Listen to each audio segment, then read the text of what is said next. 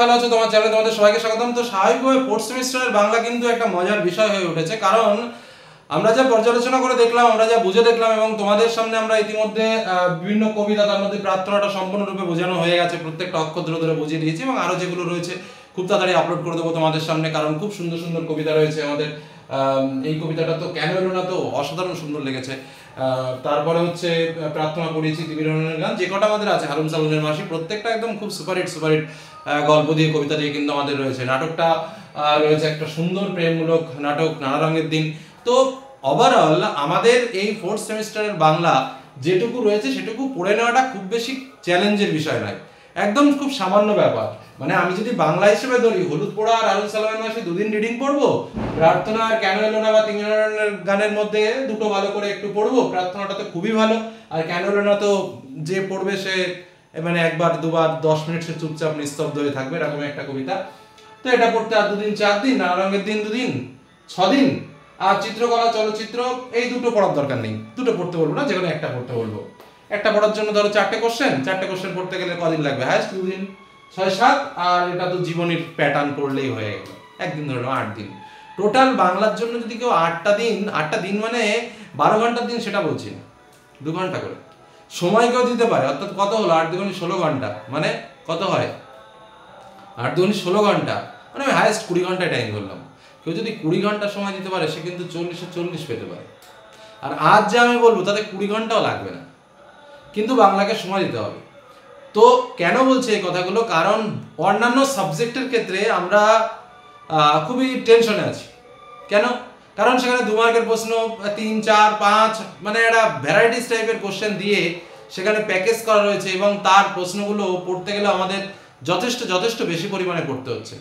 কিন্তু সেই জায়গায় দাঁড়িয়ে বাংলা সাবজেক্টটা কিন্তু খুব মজাদার একটা সাবজেক্ট হয়ে গেছে, এবং এটুকু বলতে পারি যে অন্যান্য সাবজেক্টের থেকে বাংলা সাবজেক্টে ছাত্রছাত্রীরা প্রচুর নম্বর পাবে এবং পেতে বাধ্য। তার পেছনে কারণও রয়েছে। থার্ড সেমিস্টারে আমরা দেখেছি শর্ট টাইপের কোশ্চেনে প্রায় সব পাঠিয়ে দিয়েছি, মোটামুটি 40-এর মধ্যে 35-এর উপরে অনেক ছাত্রছাত্রী পেয়েছে। আর এবার যে 40 মার্কের প্রশ্ন আসছে, আমি চ্যালেঞ্জ দিয়ে বলছি, এই 40-এর মধ্যে 40 প্রচুর স্টুডেন্ট 40-এর মধ্যে 40 পাবে। তার কারণ আছে, কারণ যা রয়েছে এও না পড়লেও সে 40-এর মধ্যে 40 পাবে, এর হাফ পড়লেও 40-এর মধ্যে 40 পাবে।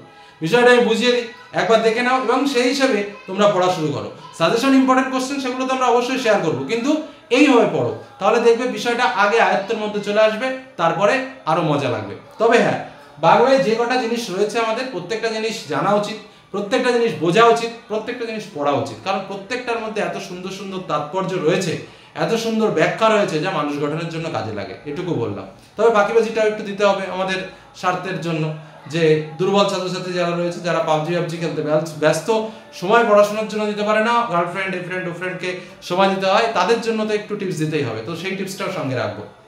প্রথম বলি, গল্প আমাদের কি রয়েছে? হলুদ পোড়া আর হারুন সালুনের মাসি, দুটো গল্প। স্যার দুটো গল্প পড়তে ইচ্ছা করছে না, যে কোনো একটা বলুন, একটা পড়লে হবে। হ্যাঁ, হবে না কেন? কারণ আমাদের গল্প থেকে প্রশ্ন আসবে দুটো, একটা আসবে হারুন সালুনের মাসি থেকে, আর একটা আসবে হলুদ পোড়া থেকে। তো আমি যদি যে কোনো একটা গল্প ভালো করে পড়ি, তো যেটা আসলে আমি সেটা লিখে দিলাম, ব্যাস মিটে গেল। আমার তো শর্ট কোশ্চেন নেই, আমার তো ওই কথায় টেনশনটা নেই যে ওখান থেকে শর্ট কোশ্চেন আসবে, এখান থেকে এই আসবে, এখান থেকে এই আসবে, সেটা তো নেই। 5 মার্কের প্রশ্ন আসবে, আমি এটাতে বা এটাতে যে কোনো একটাতে লিখে দিলাম, ব্যাস ঝামেলা ক্লিয়ার, পুরো ক্লিয়ার। তার মানে কি? তার মানে বলছি যে কেউ যদি মনে করো আমি এই দুটো পড়বো না, যে কোনো একটা পড়বো, হলুদ পোড়াটাও খুবই সুন্দর, হারুন সালুনের মাসিটাও খুবই সুন্দর, যে কোনো একটা ভালো করে পড়ো, দুটো পড়া দরকার, কমন পেয়ে যাবে।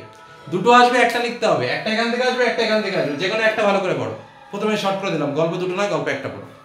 হলো। কবিতা কি রয়েছে? প্রার্থনা, তিমির রহমানের গান, কেন এলো না। প্রার্থনা কবিতাটা তো অসাধারণ সুন্দর, অসাধারণ। আমি বুঝিয়ে দিয়েছি, 1 ঘন্টা ক্লাস নিয়েছি। কেন এলো না রেডি হয়ে রয়েছে, পোস্ট করার সময় পাচ্ছি না, মাধ্যমিকদের একটু সময় দিচ্ছি, কারণ ওদের পরীক্ষা রয়েছে। তো এই কেন এলো না অসাধারণ, এটাও অসাধারণ। আর তিমির রহমানের গানটা আমার ব্যক্তিগতভাবে অসাধারণ লাগে। তো যাই হোক, তোমাদের কি বলবো, তোমাদের কাছে বলবো যে এই 3টে কবিতা কষ্ট হয়ে যাচ্ছে পড়তে, ঠিক আছে, ছেড়ে দাও। যে কোনো দুটো কবিতা ভালো করে পড়ো, যে কোনো দুটো কবিতা ভালো করে পড়ো। এটা এই যে দুটো কবিতা পড়তে বলছি না, এটা পড়তে বলছি 2026 সালের জন্য। এর পরবর্তীতে 2027 সালে যারা পরীক্ষা দেবে না, তাদের একটা কবিতা বলবো, আর সে একটা দিয়ে আসবে। কেন? তার কারণ হচ্ছে প্রার্থনা তিমিরানের গান কেন এলো না, এখান থেকে দুটো প্রশ্ন আসবে আর আমাদের লিখতে হবে একটা প্রশ্ন। তাহলে যে কোনো দুটো পড়লেই একটা কমন তো পাবোই, এমনকি দুটোই কমন পেতে পারি, কি তাই তো? তাহলে আমি তোমাদের কি চালাকিটা দেবো, এই প্রার্থনা তিমিরানের গান বা কেন এলো না এর থেকে যে কোনো দুটো গল্প এবারের জন্য ভালো করে পড়ো। আর যারা এর পরের বার যে কোনো দুটো প্রশ্ন তো আসবে, একটা তো কমন পেলে এমনকি দুটো কমন পেয়ে যেতে পারো। তবে যারা একটু দুর্বল তাদের বলবো প্রার্থনা আর কেন এলো না এই দুটো খুব ভালো করে, খুব সুন্দর ভালো করে পড়বো, বুঝে বুঝে পড়বে, ঠিক আছে? নেক্সট, নানা রঙের দিন, অসাধারণ একটা নাটক, আমাদের আগের সিলেবাসেও ছিল। এখান থেকে সব মিলে 7-8টা প্রশ্ন আমি তোমাদের জন্য শেয়ার করবো, সেই 7-8টা প্রশ্ন পড়বে, হুবহু কমন পাবে, এটুকু বলে রাখলাম।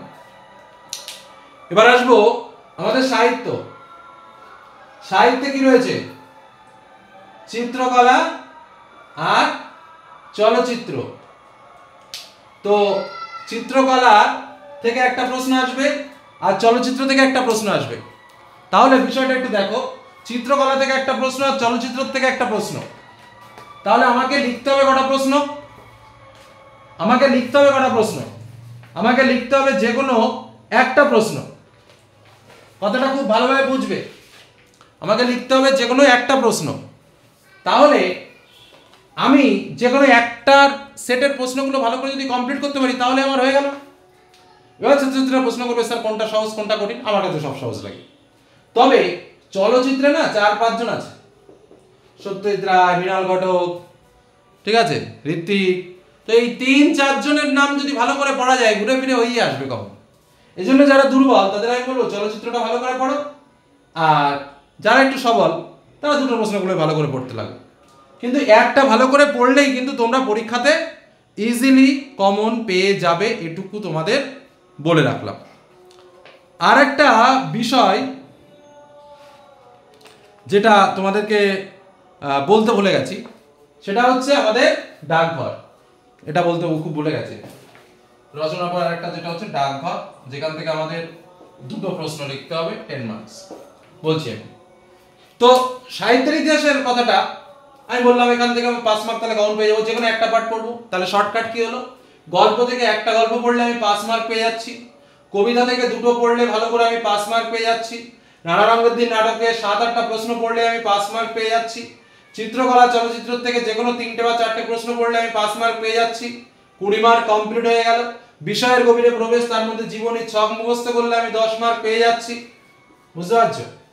আর এই ডাকঘরটা তোমাকে একটু রিডিং বেশি করে পড়তে হবে, 2-4 বার একটু ভালো করে পড়তে হবে ডাকঘরটা, কারণ ডাকঘরটার মধ্যে লাইন তুলে তুলে প্রশ্ন আসবে, 4টে প্রশ্ন আসবে, 2টো প্রশ্নের উত্তর করতে হবে।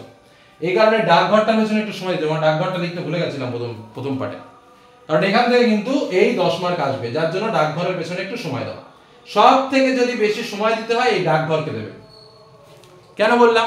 তার কারণ একমাত্র সব থেকে দামি জিনিস হচ্ছে এখানে ডাকঘর, যেখান থেকে 10 মার্কের প্রশ্ন আসবে। আর বাদ বাকি দেখো, গল্প থেকে 5, কবিতা থেকে 5, নাটক থেকে 5, সাহিত্য থেকে 5, রচনা থেকে 10, কিন্তু ওটাও চালাকি আছে। কিন্তু ডাকঘরে কিন্তু কোনো চালাকি নেই, ডাকঘরটা কিন্তু তোমাকে বুঝে পড়তে হবে। এই হচ্ছে টিপস, এই হচ্ছে শর্টকাট এবং এই হচ্ছে সাজেশন। এর পরবর্তী ভিডিওতে আমরা আসবো আমাদের কোন কোন জায়গা থেকে কি কি প্রশ্ন আমাদের পড়তে হবে সেই আলোচনা নিয়ে। বোঝা গেল কি বললাম? তো আজকের মধ্যে এখানে শেষ করলাম। সকলে ভালো থেকো, সুস্থ থেকো, সাবধানে থেকো, ধন্যবাদ।